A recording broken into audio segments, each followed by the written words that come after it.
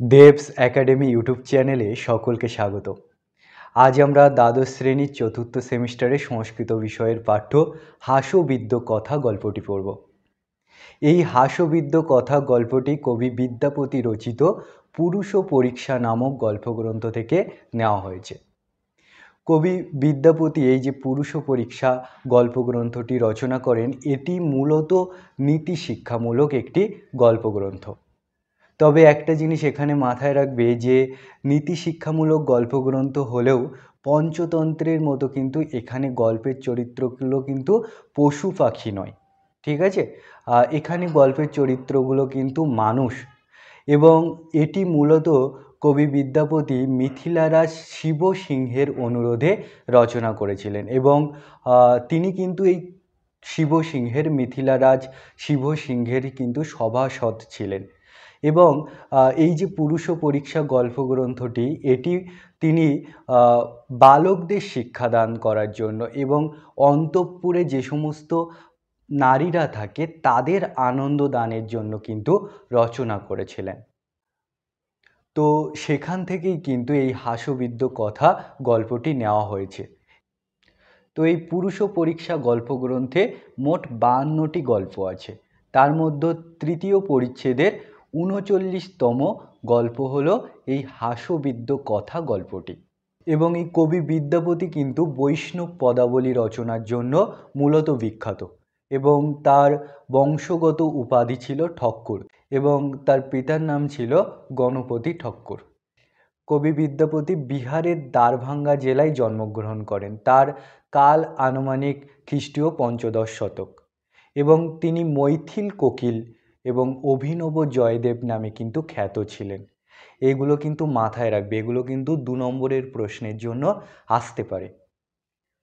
এই যে তিনি পুরুষ পরীক্ষা নামক গল্পগ্রন্থটি রচনা করেন, এটি সংস্কৃত ভাষায় রচনা, এবং তিনি অবহট্ট ভাষায় কিন্তু একটি ঐতিহাসিক কাব্য রচনা করেন, যেটার নাম কীর্তি পতাকা, ঠিক আছে। তো এইগুলো কিন্তু মাথায় রাখবে। এছাড়াও তিনি আরও অনেক গ্রন্থ রচনা করেন: ভূ পরিক্রমা, কীর্তিলতা, কীর্তি পতাকা, দুর্গা ভক্তি তরঙ্গিনী, শৈব সর্বস্ব সার, এরকম কিন্তু অনেক গ্রন্থ তিনি রচনা করেন। তো এগুলো কিন্তু মাথায় রাখবে। তো আমরা কবি বিদ্যাপতি সম্পর্কে জানলাম, এবং পুরুষ পরীক্ষা যে গল্পগ্রন্থ সেটি সম্পর্কে জানলাম। এছাড়াও কবি বিদ্যাপতি রচিত আরও যে অন্যান্য গ্রন্থ আছে সেগুলো সম্পর্কে জানলাম। এবার এই যে হাস্যবিদ্য কথা, এই গল্পটার নাম কেন হাস্যবিদ্য কথা রাখা হয়েছে, এমনটা কেন রাখা হয়েছে সেটি সম্পর্কে জেনে নেব। দেখো, হাস্য বিদ্যা যস্য স, হাস্য বিদ্যা যস্য স, হাস্যবিদ্য, এখানে বহুব্রীহি সমাস হয়েছে। তারপর তস্য কথা, অর্থাৎ হাস্যবিদ্যস্য কথা, হাস্যবিদ্য কথা, এখানে ষষ্ঠী তৎপুরুষ সমাস হয়েছে। হাস্যবিদ্যা যস্য স, অর্থাৎ হাস্য রস যার বিদ্যা সেই কি হাস্যবিদ্য, তস্য কথা হাস্যবিদ্য কথা। প্রথমে বহুব্রীহি সমাস, তারপর কি হয়েছে ষষ্ঠী তৎপুরুষ সমাস। হাস্যবিদ্যা যস্য স, এখানে বহুব্রীহি সমাস, তারপর হাস্যবিদ্যস্য কথা বা তস্য কথা হাস্যবিদ্য কথা, এখানে ষষ্ঠী তৎপুরুষ সমাস হয়েছে। তো আমরা এই গল্প পড়লে দেখতে পাবো যে সেখানে একটি চোর তার হাস্যবিদ্যা, অর্থাৎ হাস্যরসাত্মক বিদ্যার সাহায্যে মৃত্যুর মুখ থেকে ফিরে আসে। রাজা তার মৃত্যুদণ্ড দিয়েছিল, কিন্তু তার যে হাস্যরসাত্মক বুদ্ধি, সেই বুদ্ধির মাধ্যমে কি সে তার মৃত্যুর কোল থেকে ফিরে আসে, সেই গল্প এখানে বলা হয়েছে। তাই এই গল্পটার নাম রাখা হয়েছে হাস্যবিদ্য কথা। আশা করি জায়গাটা বোঝা গেছে। তো এবার আমরা মূল গল্পে প্রবেশ করব। হাস্যবিদ্য কথা। বভুব কাঞ্চি নামও রাজধানী। বভুব কাঞ্চি নামও রাজধানী, কাঞ্চি নামক একটি রাজধানী ছিল। তস্যাং সুপ্রতাপ নামও রাজা। তস্যাং সুপ্রতাপ নামও রাজা, সেখানে একজন সুপ্রতাপ নামে একজন রাজা ছিলেন। তত্র একদা কস্যাপি ধনিকস্য ধনং চোরয়ন্ত চত্বর চৌরা সন্ধিদারী প্রশাস্ত্রী পুরুষই প্রাপ্তা শৃঙ্খলেন বদ্ধা রাজ্ঞে নিবেদিতাশ্চ।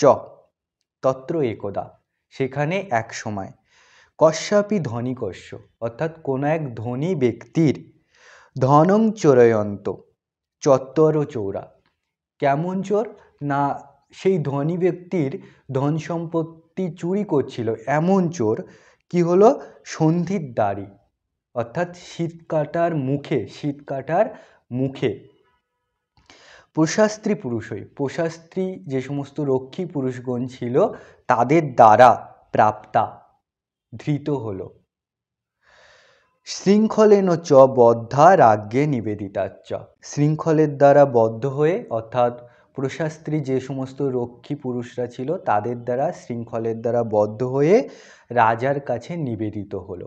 এখানে কর্মবাচ্যে আছে তাই বাক্যটা এমন শুনতে লাগছে, ঠিক আছে। তো আমরা যদি কর্তৃবাচ্যে অনুবাদ করি তা এমনটা হবে সরলভাবে যে চারটি চোর চুরি করছিল কোনো এক ধনী ব্যক্তির বাড়িতে, শীত কাটার মুখে তারা প্রশাস্ত্রী পুরুষের দ্বারা ধৃত হয়, বদ্ধ হয় এবং প্রশাস্ত্রী পুরুষরা তাদেরকে নিয়ে রাজার কাছে নিবেদন করে। এটাই হচ্ছে সরল অর্থ।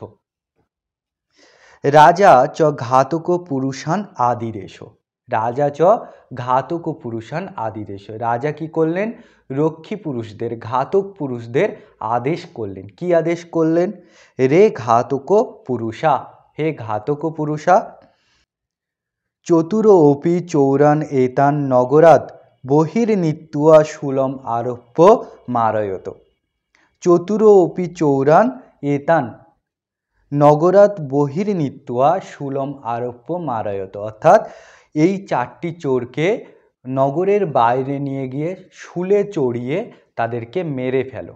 এটা কে বললেন, রাজা বললেন। তত রাজ আজ্ঞয়া, অর্থাৎ রাজার আজ্ঞায়, তারপর রাজার আজ্ঞায়, ঘাতক পুরুষই ত্রয় চৌরা শূলম আরোপ্য হতা, অর্থাৎ তারপর রাজার আজ্ঞায় সেই ঘাতক পুরুষরা চারজনের মধ্যে তিনজনকে শূলে চড়িয়ে হত্যা করে ফেলল। চতুর্থেন চিন্তিতং যৎ, চতুর্থ যে চোর ছিল সে চিন্তা করলো, চতুর্থেন অর্থাৎ চতুর্থ চোরের দ্বারা, চিন্তিতং যৎ চিন্তিত হলো যেটা, কি চিন্তিত হলো বা কি চিন্তা করলেন সে, প্রত্যাসন্নে অপি মরণে রোক্ষ উপায় বিধীয়তে, উপায়ে সফলে রক্ষা নিষ্ফলে নাধিকং মৃতে, অর্থাৎ প্রত্যাসন্নে অপি মরণে, প্রত্যাসন্নে অপি মরণে, যদি মরণ প্রত্যাসন্ন হয়, মরণ যদি কাছে চলে আছে, রক্ষা উপায় বিধীয়তে অর্থাৎ রক্ষার উপায় সেই সময় চিন্তা করা উচিত, যে কিভাবে নিজেকে রক্ষা করব সেই চিন্তা করা উচিত। উপায়ে সফলে রক্ষা, যদি চিন্তাটা সঠিক হয়, উপায়টা যদি সঠিক হয় তাহলে রক্ষা হবে, অর্থাৎ জীবন রক্ষা করতে পারবে সে। নিষ্ফলে নাধিকং মৃতে, মৃত্যুর চেয়ে তো যদি নিষ্ফল হয়, সে যদি চাতুরতা করে নিষ্ফল হয়, তা মৃত্যুর বেশি তো কিছু হবে না, তো চেষ্টা করতে ক্ষতি কি। এটা চতুর্থ চোর ভাবলেন। এটা কে ভাবলেন, চতুর্থ চোর ভাবলেন। অপিচ, এছাড়াও, ব্যাধিনা পীড্যমান অপি মর্যমান অপি ভূভুজা, অর্থাৎ রোগের দ্বারা যদি পীড়াগ্রস্ত হয়, ব্যাধিনা, ব্যাধি মানে রোগ, ব্যাধিনা মানে রোগের দ্বারা, পীড্যমান অপি যদি পীড়াগ্রস্ত হয়,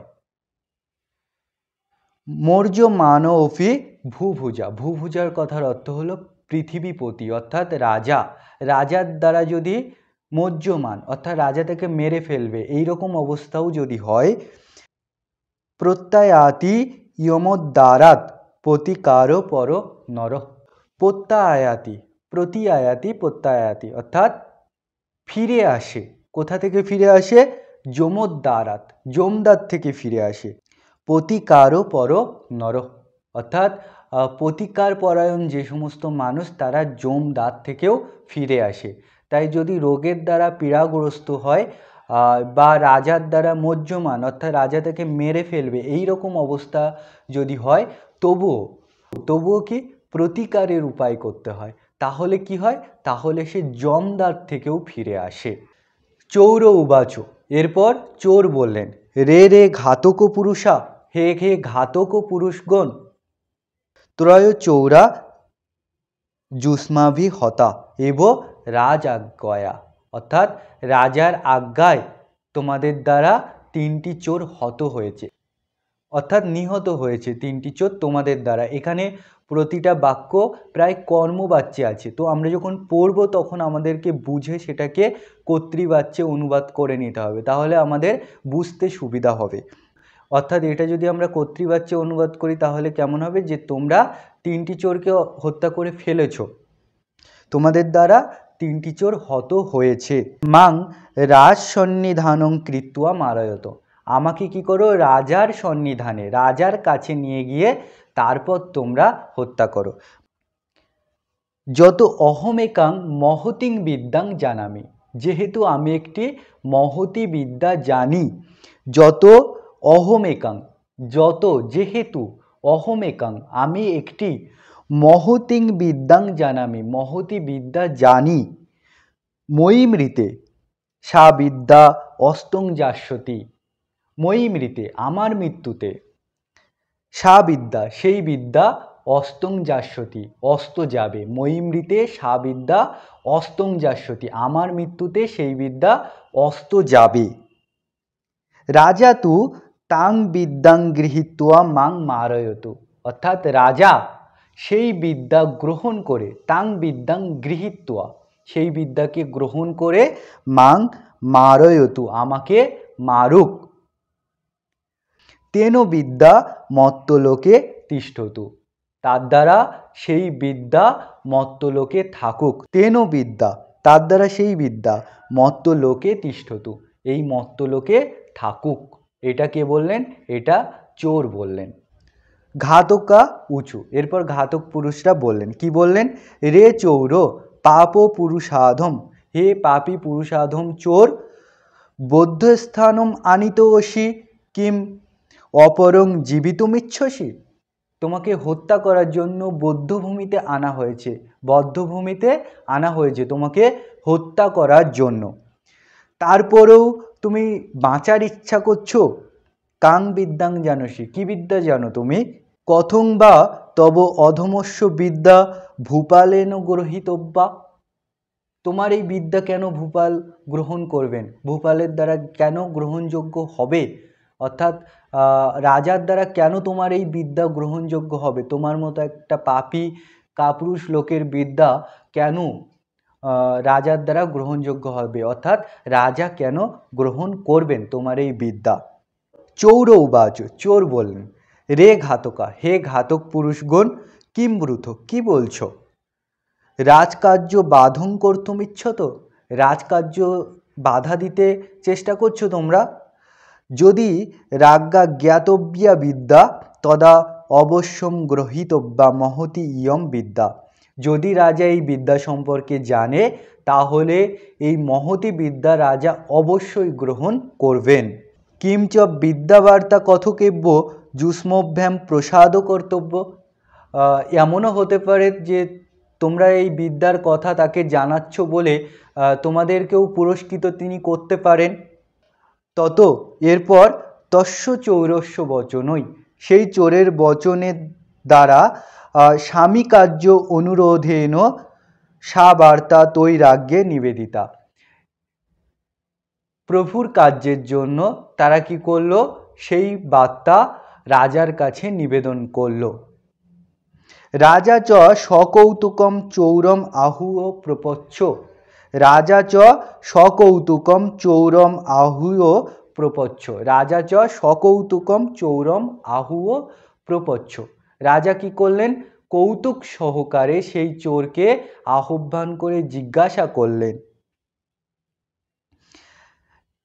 কি জিজ্ঞাসা করলেন, রাজা উবাচ, রে চৌর কাম বিদ্যাম জানসি, হে চোর তুমি কি বিদ্যা জানো, রাজা উবাচ, রাজা বললেন, রে চৌর, হে চোর, কাম বিদ্যাম জানসি, তুমি কি বিদ্যা জানো, চৌর উবাচ, দেব, হে দেবতা, হে রাজা, সুবর্ণ কিসিম জানামি, সোনা চাষ করতে আমি জানি, সুবর্ণ কৃষিম জানামি, অর্থাৎ সোনা চাষ করতে আমি জানি। রাজা উবাচ, এরপর রাজা বললেন, কা পরিপাটি, কিভাবে কিভাবে চাষ করতে হবে। চৌর উবাচ, দেব সর্ষোপ পরিমাণানি সুবর্ণ বীজানি কৃত্বা ভূমৌ উৎপন্তে, অর্থাৎ শস্যের মতো, সর্ষোপ পরিমাণানি শস্যের মতো, সুবর্ণ বীজানি কৃত্বা সোনার বীজ তৈরি করে, ভূমৌ উৎপন্তে ভূমিতে রোপণ করতে হবে। মাসমাত্রেণ, এক মাসের মধ্যে, মাসমাত্রেণ এক মাসের মধ্যে, সর্ষোপ সদৃশ এব কন্দল্যা ভবন্তি, অর্থাৎ সর্ষের মতো সেটা এক মাসের ভিতরে অঙ্কুরিত হয়ে চারা গাছে পরিণত হবে। দেব প্রত্যক্ষং পশ্যতু, হে দেব, হে রাজা, আপনি স্বচক্ষে দেখুন। প্রত্যক্ষং পশ্যতু, স্বচক্ষে দেখুন। রাজা উবাচ, চৌর সত্যমেতাৎ, রাজা বললেন, চোর, এগুলো কি সত্যি? চৌর উবাচ, দেবস্য পুরত কস্য অসত্য ভাষণে শক্তি। দেবস্য পুরত, অর্থাৎ দেবতার সামনে, অর্থাৎ রাজার সামনে, কস্য অসত্য ভাষণে শক্তি, কার এমন ক্ষমতা আছে যে সে মিথ্যা কথা বলবে? দেবতা আপনার মতো রাজার সামনে কে মিথ্যা কথা বলতে পারে? কার এত সাহস আছে যে মিথ্যা কথা বলবে? যদি মম বচনম ব্যভিচরতি, যদি আমার বচন, আমার কথা যদি মিথ্যা হয়, সেটি যদি ব্যভিচারগ্রস্ত হয়, তদা মাসান্তে, অর্থাৎ মাসের শেষে, মাস অন্তে, মম অপি অন্ত ভবিষ্যতি, আমারও মৃত্যু হবে, অর্থাৎ আপনি আমাকে হত্যা করে ফেলবেন। রাজা উবাচ, ভদ্রম বপ সুবর্ণম, রাজা বললেন, হে ভদ্র, সুবর্ণ চাষ করো, সুবর্ণ রোপণ করো। তত চৌর, তারপর চোর, সুবর্ণং দাহয়িত্বা, সুবর্ণং দাহয়িত্বা, তারপর চোর, তত চৌর, তারপর চোর, সুবর্ণং দাহয়িত্বা, সোনাকে দহন করে, সোনাকে পুড়িয়ে, সর্ষোপমাত্রানি বীজানি কৃত্বা, সর্ষের মতো বীজ তৈরি করে, রাজ অন্তঃপুর ক্রীড়া সরসস্তটে পরম নিগুড় স্থানে ভূ পরিষ্কারং কৃত্বা বভাসে, দেব ক্ষেত্র বীজে সম্পন্নে বপ্তা ক্বচিৎ দিয়তাম, অর্থাৎ সেই চোর কি করলেন? পরম নিগুড় স্থানে, রাজার অন্তঃপুরে পরম একটি নিগুড় স্থানে, ক্রীড়া সরস্বতী তটে, অর্থাৎ ক্রীড়া সরোবরের তীরে কি করলেন? ভূ পরিষ্কারং কৃত্বা, ভূমি পরিষ্কার করে, বভাসে বলল, ক্ষেত্র বীজে সম্পন্নে, অর্থাৎ রোপণ করার জন্য বীজ তৈরি হয়ে গেছে, বপ্তা ক্বচিৎ দিয়তাম, অর্থাৎ রোপণ করার জন্য কাউকে দিন, বপ্তা ক্বচিৎ দিয়তাম, অর্থাৎ রোপণ করার জন্য কাউকে দিন। রাজবাচ, অর্থাৎ রাজা উবাচ, রাজা বললেন, তমেব কিং ন বপসি, তুমি কি জন্য রোপণ করছো না? চৌর উবাচ, যদি সুবর্ণ বপনে মমৈব অধিকারো ভবেৎ, যদি সুবর্ণ বপনে মমৈব অধিকারো ভবেৎ, তদা অনয়া বিদ্যা কিম অহং দুঃখী ভবামি, তাহলে এই বিদ্যা থাকা সত্ত্বেও কি আমি দুঃখী হব?